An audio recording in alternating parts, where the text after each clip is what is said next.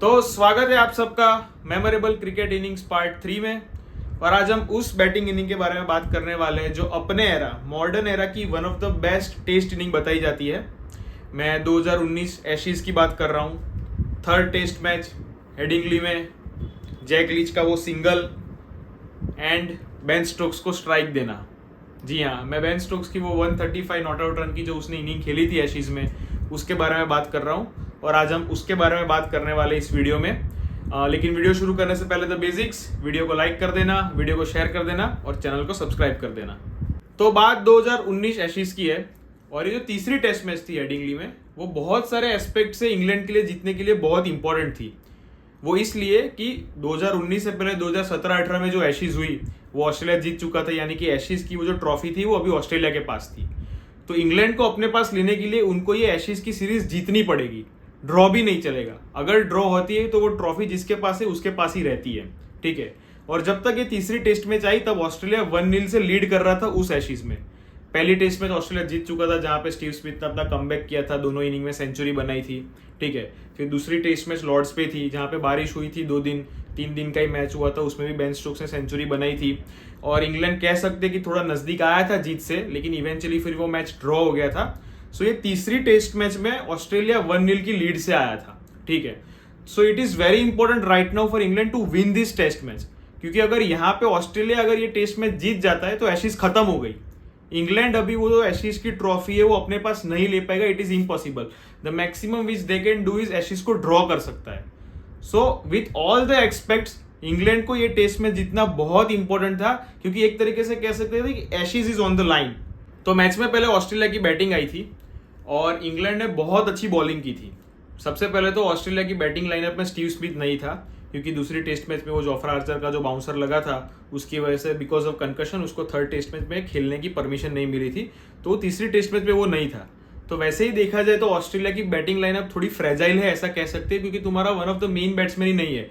जैसे कि अपनी टेस्ट लाइनअप में विराट कोहली ना हो तो कितना डिफिकल्टी आ जाती है, सबको पता ही है, वैसा वहां पे स्टीव स्मिथ का है। सो सबसे पहले तो स्टीव स्मिथ नहीं था, ठीक है। मानस लबूशन आया था टीम में, तो कह सकते हैं कि ऑस्ट्रेलिया की बैटिंग लाइनअप थोड़ी फ्रेजाइल थी। और इंग्लैंड ने बॉलिंग भी बहुत अच्छी की। पहली इनिंग में ऑस्ट्रेलिया को 179 रन पे ही ऑल आउट कर दिया था। अभी यहाँ पे मौका है इंग्लैंड के पास, जहां पे ये टेस्ट मैच जीतना इतना क्रूशियल है, पहली ही इनिंग में लीड लेने का, ठीक है। अगर पहली इनिंग में तुम 100+ रन की लीड ले लेते हो तो एक तरीके से तुम साइकोलॉजिकली बहुत आगे निकल गए हो और एक तरीके से 9 आउट ऑफ 10 केस में वो टेस्ट मैच तुम जीत ही जाओगे।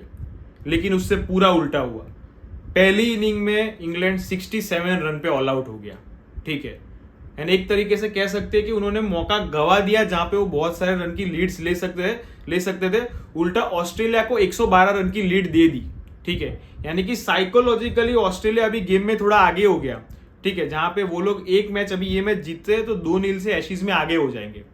और सेकंड इनिंग में फिर ऑस्ट्रेलिया ने 246 रन बनाए, जहां पे मार्नस लबूशन ने कुछ 75 या 80 रन बनाए थे। पहली इनिंग में भी 179 के स्कोर में मार्नस लबूशन ही खेला था, ठीक है।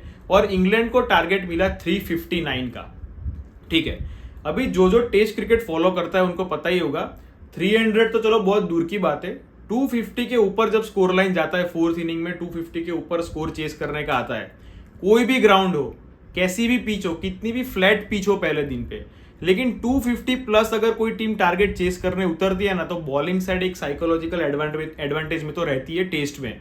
वो फिर इंडिया हो, इंग्लैंड हो, साउथ अफ्रीका हो और ऑस्ट्रेलिया हो, 9 आउट ऑफ 10 केस में चेस करने वाली टीम हार ही जाएगी और जो बॉलिंग करने वाली साइड है वो जीत जाती है, ठीक है। और यहाँ पे तो टारगेट 359 का था। इंग्लैंड ने जो सबसे हाईएस्ट रन चेस किया था अपनी हिस्ट्री में वो कुछ 340 या 335 था, यानी कि ये रिकॉर्ड ब्रेकिंग उनको रन चेस करना था। जहाँ पे एशीज इतना लाइन पे है, इंग्लिश क्राउड तो तुमको पता ही है कितना प्रेशर होता है।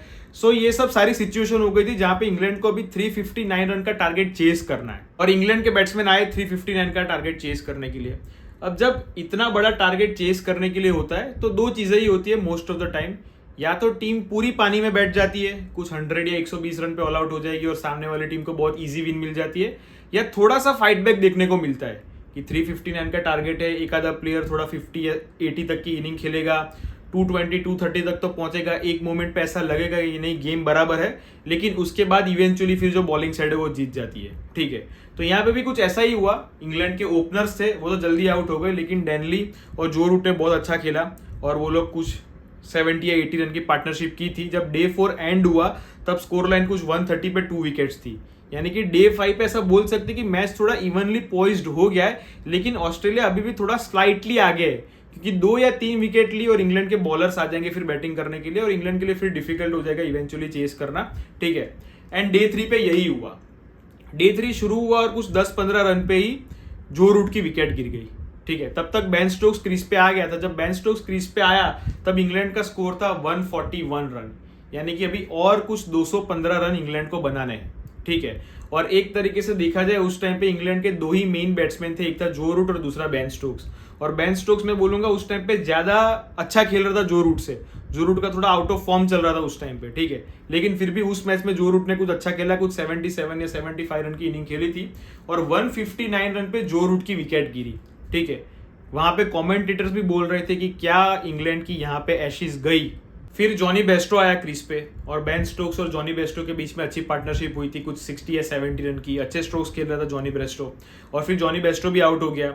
बस फिर उसके बाद एक एक करके सब लोग आउट होने लगे। जॉस बटलर को गलती से रन आउट करवा दिया था बेन स्टोक्स ने, तो उसका भी उसके दिमाग पे थोड़ा बहुत असर हुआ होगा या थोड़ा बहुत प्रेशर रहा होगा कि यार मेरी वजह से एक one of the important batsman run out हो गया। ठीक है, फिर उसके बाद Chris Woakes, Jofra Archer and eventually Stuart Broad की विकेट गिरी।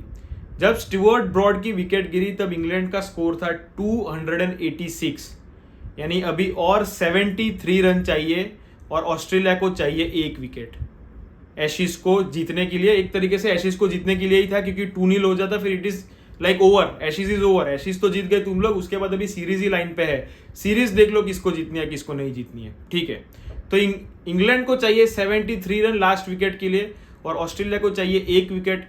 सब लोग को यही लग रहा था कि बस अभी एशेज खत्म हो गया, यहाँ पे ऑस्ट्रेलिया थोड़े 10-15 रन में या 15-20 रन में या इवन चलो 25-30 रन में उसके बाद तो 1 विकेट ले ही लेगा, लेकिन नहीं। फिर वहां से शुरू हुई वो मैराथन इनिंग, मिरेकल इनिंग, जो भी तुमको उसको वर्ड देना हो, उसकी कहानी शुरू हुई। 73 रन बाकी थे और वहां पे बेन स्टोक्स ने अपना काम करना चालू किया। ठीक है, और जो उसने छक्के मारे नेथन लायन को, नेथन लायन बॉलिंग करने आया था सबसे पहले, जहां पे उसने स्ट्रेट में उसको 2 छक्के मारे थे और एक शॉट जो उसने मारा था रिवर्स सिप करके जो उसको छक्का मारा था। ठीक है, एंड गेम ऐसा कैट्स एंड माउस जैसा चल रहा था कि पहले 3 या 4 बॉल बेन स्टोक्स को बाउंड्रीज मारनी है, 5वें या 6ठे बॉल पे सिंगल ले लेना है, और अगर 5वें या 4थे बॉल पे सिंगल लेता है तो जो बाकी के बॉल रह जाते हैं वहां पे जैक लीच को डिफेंड करना है। ठीक है, और जो माहौल बन गया था, इंग्लिश क्राउड तो आपको पता ही है कैसा हो जाता है, जो माहौल बन गया था, जो वहां पे पूरा एटमोस्फियर क्रिएट हो गया था। ठीक है, और धीरे धीरे बेन स्टोक्स गेम को नजदीक लेके जा रहा था। बीच में उसने अपनी सेंचुरी कंप्लीट की और जो भी बॉलर आया एंड जो क्लीन हिटिंग की उसने, मतलब that was the best thing for me कि जहां पे तुमको 73 रन बनाना है, इतना प्रेशर है, तो एक तो मिस हिट होगा, लेकिन एक भी मिस हिट नहीं हुआ। उसने जो छक्के मारे सारे क्लीन हिटिंग में जो छक्के मारे थे, सिर्फ एक मिस हिट हुआ था जो लाइक ऑफ की साइड पे गया था जहां पे मार्कस हैरिस के पास वो कैच आया था। कैच थोड़ा डिफिकल्ट था, नहीं हुआ था, बस एक वही मिस हिट हुई थी। उसके अलावा बेन स्टोक्स ने जो लेग साइड पे घूम घूम के छक्के मारे हैं, जो नेथन लायन को स्ट्रेट में छक्के मारे थे। और फिर मैच उस मोड पे आती है जहां पे इंग्लैंड को 8 रन चाहिए जीतने के लिए। जैक लीच है स्ट्राइक पे और पैट कमिंस बॉलिंग कर रहा है, और उसके बाद के जो इंसिडेंट है, मतलब जो इंसिडेंट हुआ है, मैं इसलिए बोलना चाहूंगा कि टेस्ट क्रिकेट क्यों इंपॉर्टेंट है। मतलब आजकल के आईपीएल के किड्स को बताना चाहता हूं कि this is why test cricket is important, मतलब one of the best format of the cricket. इसके बाद के जो इंसिडेंट हुए ना, वो आप ध्यान से सुनना क्या क्या हुआ था।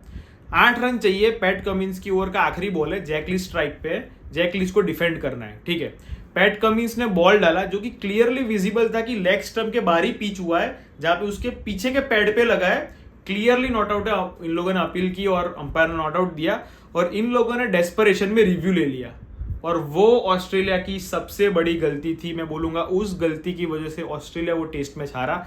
वो मैं बाद में बताता हूँ क्यों। ऑस्ट्रेलिया के पास एक रिव्यू था, वो रिव्यू उन लोगों ने ले लिया, और रिव्यू में क्लियरली 5 सेकंड में डिसीजन आ गया कि भाई इट्स पिचिंग आउटसाइड लेग और नॉट आउट है, और वहां पे ऑस्ट्रेलिया का रिव्यू चला गया। ठीक है, फिर आई नेथन लायन की ओवर, 8 रन चाहिए जीतने के लिए, सबसे पहले बेन स्टोक्स ने स्ट्रेट में छक्का मारा और एकदम एकदम क्लोज कॉल वाला छक्का था, मतलब जहां पे फील्डर ने ऐसे डाइव करके एक हाथ से ट्राई किया और कैच नहीं पकड़ा गया और छक्का चला गया। और अभी 2 रन बाकी है इंग्लैंड को जीतने के लिए, ठीक है।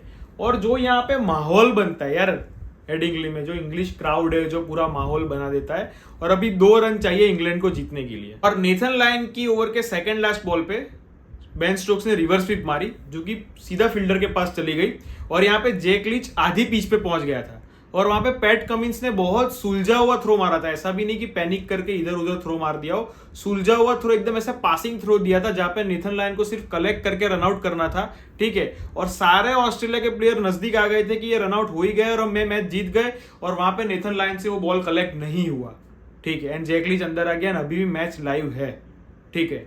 और फिर आया आखिरी बॉल, और यहाँ पे मैं आपको बताऊंगा कि ऑस्ट्रेलिया ने क्यों गलती की वो रिव्यू लेके। वहां पे नेथन लायन ने बॉल डाला जो कि थोड़ा ऊपर गिरा, बेन स्टोक्स स्वीप मारने गया जो कि मिस हो गया और पूरा फ्रंट पैड पे लगा और दिखने में भी आउट लग रहा था, लेकिन जोएल विल्सन उसने वो नॉट आउट दिया, ठीक है। और ऑस्ट्रेलिया के पास रिव्यू नहीं था, जो कि वो लोग वो रिव्यू वहां पे लेते तो पीछे से पता चला कि that was hitting the wicket and Ben Stokes वहां पे आउट था, ठीक है। एंड मैं जब लाइव मोमेंट पे ये मैच दिख रहा था, वो जो इंसिडेंट हुआ पूरा, तब मुझे पता चल गया कि नहीं ये मैच अभी इंग्लैंड ही जीतेगा, चाहे कुछ भी हो जाए। ये जो 2 रन बाकी ना वो इंग्लैंड कर ही लेगा, ऑस्ट्रेलिया नहीं ही जीतेगा, because Fortune favours the brave. Ben Stokes जिस ब्रेवरी पे निकला है ना, पूरा का पूरा नसीब उसके साथ है, मतलब ये कहानी कुछ और हो ही नहीं सकती, ठीक है। इतनी ब्रेवरी के बाद फॉर्च्यून उसको फेवर करेगा ही, इट वॉज डेस्टिन्ड।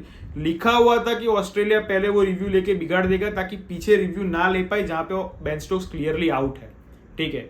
फिर आई पैट कमिंस की ओवर, ठीक है। एंड वहां पे कोई जैक लीच को पूछेगा ना कि तूने अपनी कैरियर की सबसे बड़ी अचीवमेंट क्या है, तेरे कैरियर का सबसे बड़ा स्कोर क्या है, तो वो बोलेगा वो 1 रन जो उसने लेग पे फ्लिक करके लिया, और पागलों की तरह जैक लीच भागा वहां से, बेन स्टोक्स भागा और उन लोगों ने वो रन कंप्लीट किया, ठीक है यार। And score is tie and अभी 1 रन चाहिए जीतने के लिए।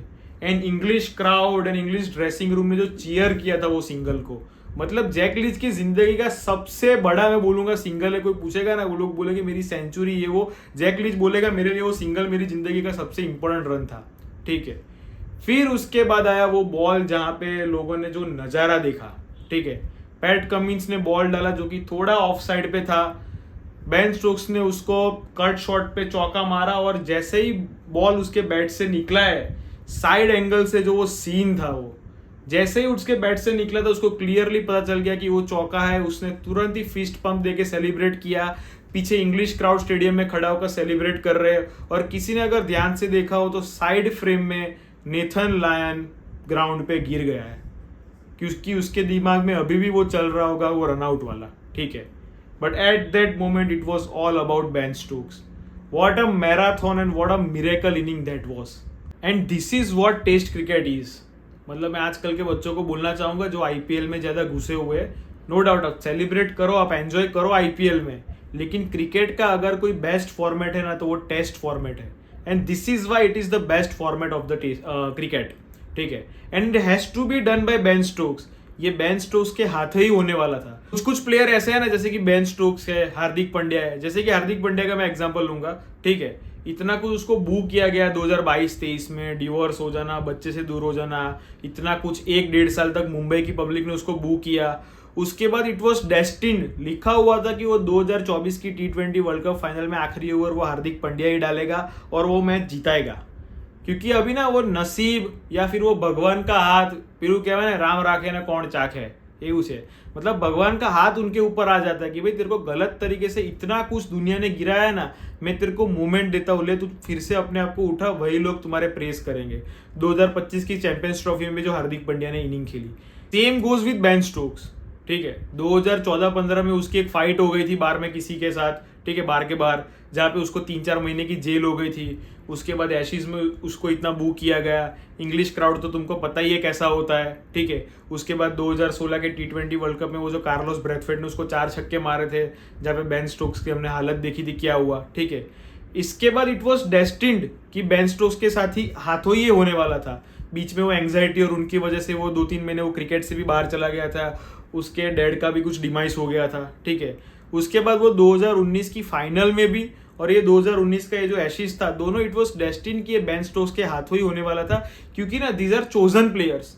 तुम उसको जितना गिराओगे ना, वो उतना ही डबल स्प्रिंग से उछल के दिखाएंगे तुमको और ऐसा ऐसा परफॉर्मेंस देंगे, ठीक है। और उस दिन बेन स्टोक्स ने जो परफॉर्मेंस दिया था वो किसी मिरेकल से कम नहीं था, ठीक है। मतलब मैं अपना पर्सनल प्रेफरेंस बताऊँ एशेज में, तो बिकॉज ऑफ इंग्लिश क्राउड मैं हमेशा ऐसा चाहता हूँ कि ऑस्ट्रेलिया जीत जाए एशेज में। मुझे इंग्लिश क्राउड बिल्कुल पसंद नहीं, वो फालतू है एकदम, ठीक है। उसकी वजह से मैं हमेशा थोड़ा ऑस्ट्रेलिया की साइड रहता हूँ कि एशेज में ऑस्ट्रेलिया जीत जाए, ठीक है। तो उस दिन जब लाइव मैच चल रही थी, ठीक है, so we were all supporting Australia कि नहीं ये मैच ऑस्ट्रेलिया जीत जाए। हर मोमेंट पे ऐसा चाहते थे कि नहीं अभी बेन स्टोक्स का मिस हिट हो जाए, कुछ हो जाए और विकेट गिर जाए। जहाँ पे वो जोएल विल्सन ने आउट नहीं दिया, वहां पे कितनी गालियां दी उसको, ठीक है। लेकिन in the end you have to give the credit to Ben Stokes, जिस तरीके की उसने इनिंग खेली, मतलब 135 नॉट आउट की उसने इनिंग खेली। और जहाँ पे आखिरी विकेट बाकी थी, जहाँ पे आखिरी विकेट गिरी, 73 रन अभी भी बाकी थे, एंड नोबडी थॉट कि यहाँ पे ये रन चेज हो सकते हैं, जहाँ पे उसने वो करके दिखाया। And Ashes was live again on that day only because of one person, and that was Ben Stokes.